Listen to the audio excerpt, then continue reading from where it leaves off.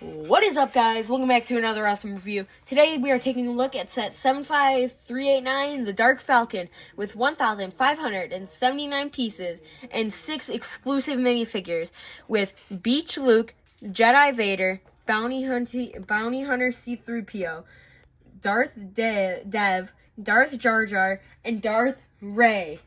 Alrighty, so now this set is from Rebuild the Galaxy and has a retail price of $180 as of the release date. I have not seen the set on sale, though it has been out for quite a while now.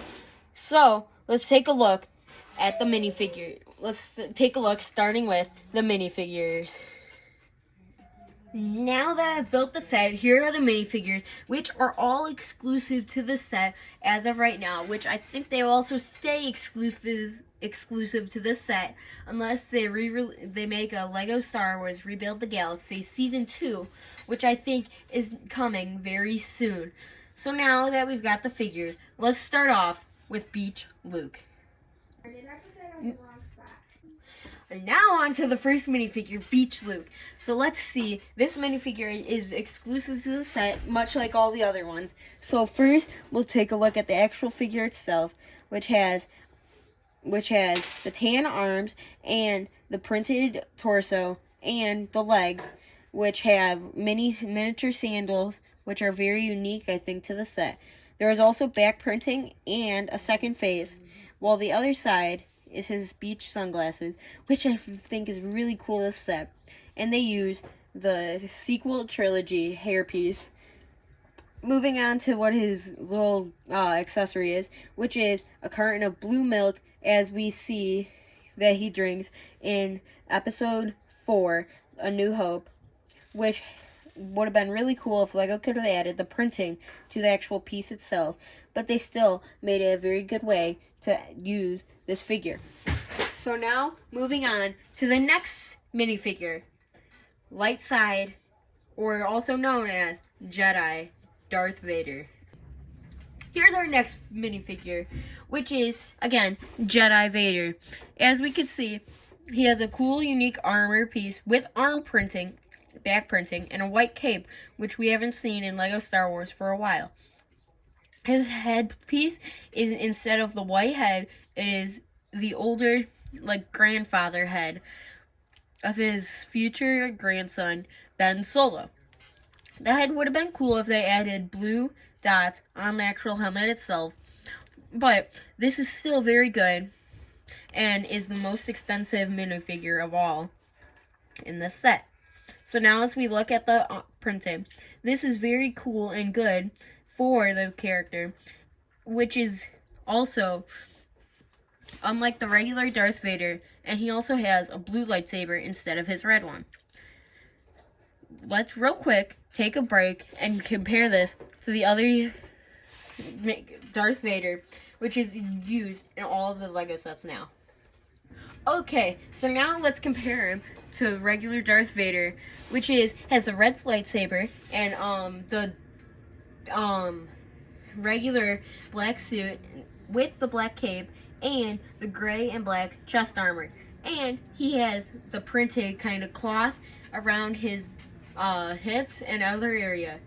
Alrighty, now let's move on to our next minifigure, Bounty Hunter C-3PO. Now we are on to the next minifigure, which is Bounty Hunter C-3PO. We can clearly see that there is a big difference between this one and the regular one. So as we compare the first one and the second one, we could notice big changes, like his black left arm instead of yellow gold. We also could see that his eyes are red, and unlike something we've seen in a while. So we also see that the wires on his body are a little different than what we see. But he also, we'll take a look at this one. You can see that his eyes are red with white pupils. And then he has arm printing, which is very cool for this set on both sides. Starting with this side and this side. We also see on the back he has back printing, but unfortunately no side leg printing, which is kind of sad to see in the set. If we take a look at the other C-3PO, we could see that it has wires like the same one, but instead of but instead of red and gray, it has white. You could see like that, just like so. Now let's move on to the next minifigure, Darth Dev. Now our next minifigure, which is Darth Dev, which is exclusive to the set because we've seen nothing else. As we could see here, his armor looks almost like Inquisitor with the red ranking and his red lightsaber. I think this minifigure is meant to replace Darth Vader in this series, which he also has arm printing on one arm, but not the other arm. He also has very cool leg printing and back printing, which, if we could get the cape up, is right here. The cape is also fabric like all the other ones, but he has one-sided head and a second one. He also has a scar on his eyebrow, likely to some battle injury on both sides. So, this minifigure is likely to replace Darth Vader in the set. Like I said, instead of Darth Vader, it is Light Vader. So now moving on to our next minifigure, the beloved Darth Jar Jar. So here it is, what y'all have been waiting for. Here he is. So on this minifigure, you can clearly see that the pupils have changed to yellow to mimic the Sith Lord kind of thing. His headpiece is very cool and has very much details like the others. He also is holding some sort of kyber, some block.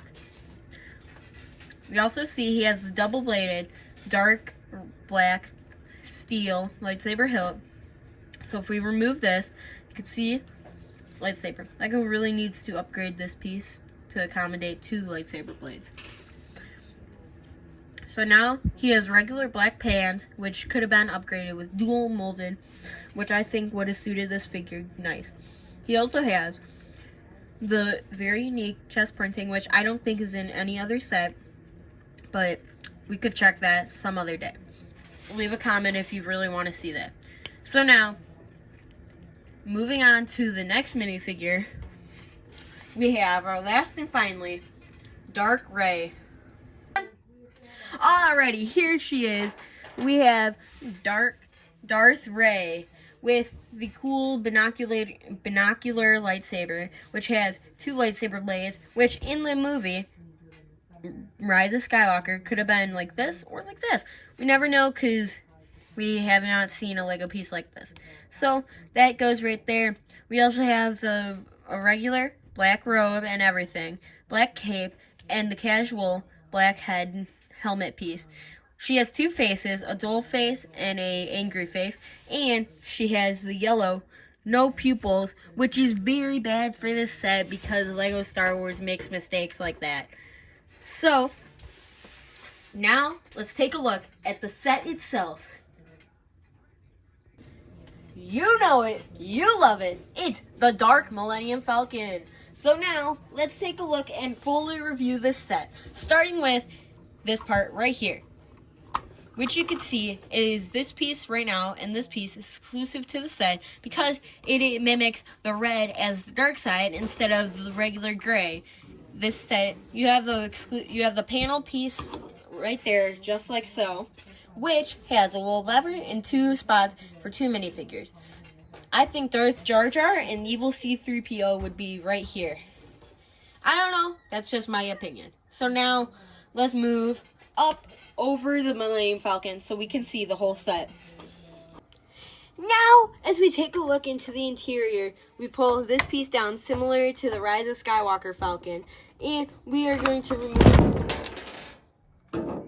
Sorry for the camera falling, but... Oh my gosh, it took off a piece. I gotta add that piece back. I think it goes right here. So, now we gotta restabilize the camera because we don't want this happening again. Will ruin the video quality. But, come on, camera. It'll work all the time and then it doesn't want to work now. Okay, so as you can see here, we'll hold it, the camera. So as you can see here, you see a little throne for Darth Jar Jar. We also see a little control panel, which I think can control the weapon system in the Falcon. And here we have amazing technique, which holds the panel into place. Now we'll open this panel to remove this piece, which pops up.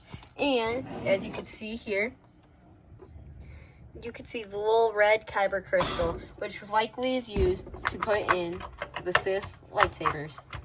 So now we'll put the throne back. One hand is very hard to use. Alrighty. So now we see some beds to sleep, an extra missile for the flick fire missiles, which are here. I'm sorry, spring-loaded shooters, which are right here. You launch, and it launches away by just putting your finger right here and pressing. So, as you can see, it's very spacious in here. And you also have a little turret on top, which we'll get to that area in a second. So now we'll put this back the way it was, just like so. And we'll move on to the back of the Falcon. So we'll open this panel, and this panel, and this one right here, which we come over here and see a printed piece right here. No, I'm sorry, this is a sticker of a Star Wars game, video game. We also see here probably the container for the disc, or kind of the case. We also see a controller and 2 chairs, which I had earlier. Jedi Darth Vader, and oh my gosh, I gotta stop calling him that. I gotta call him Jedi Vader, not Jedi Darth Vader. But we also have the Luke Skywalker figure. We also have a little prison here, which I think is accommodated to hold either Beach Luke or Darth Vader, or even Jedi Bob. Right here we have some sort of thing which I think is powering the ship's hyperdrive, but we don't know. So let's try. Over here we have a container and more things around it, which I think accommodate whatever Darth Jar Jar was holding earlier. So we'll throw this to the side, or we'll try and do this with one hand, throw it back on. We also, right here, you click this, and it is a little hatch for right here. You gotta flip your camera probably up, right there. So you can see that. We'll pop that back up, and boom. So now getting to the part that I think is cool. You pop this hatch open. You can place 2 minifigures here to be the gunners of the Millennium Falcon. You can also see down there that there is a spot where the other cannon is. So now we'll put this back on, and you see this Death Star kind of looking laser thing for the Falcon itself, which you could see right here could be turned up, down, and you could spin it up like this and like this way. Oh my gosh. And it comes off the Lego piece. Okay, we'll cut the video and then put that back on.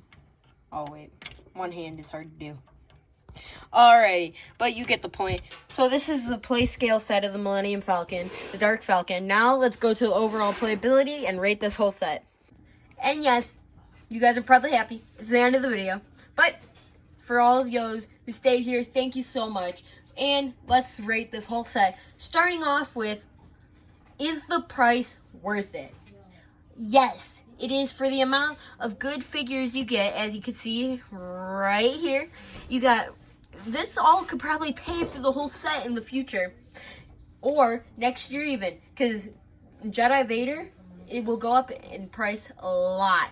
We also have this figure, which will be in another set that we'll review, is Jedi Bob, the legendary one and only Jedi Bob. We'll put the lightsaber back on him right here.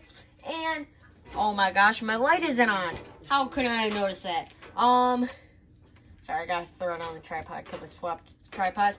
Alrighty, we'll throw this back right here, and we'll go to this one. Is this set worth it again? Yes.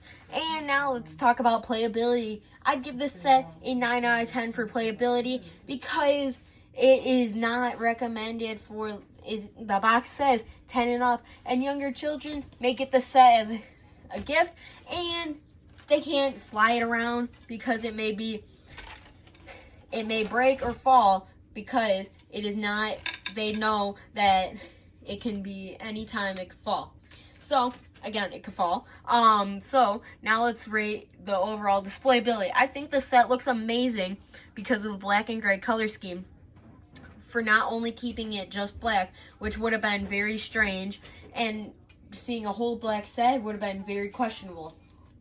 So now, I'd say this video was a success. So let's close the video, starting out with, thank you so much for watching. Remember to like and subscribe. Follow me on Instagram at Lego Star Wars Dude, and join the Discord server called Lego Star Wars Battlefront. I think that's what it's called. I don't know. So thank you so much for watching. Remember to like and subscribe, and stay tuned for more Lego Star Wars Dude out.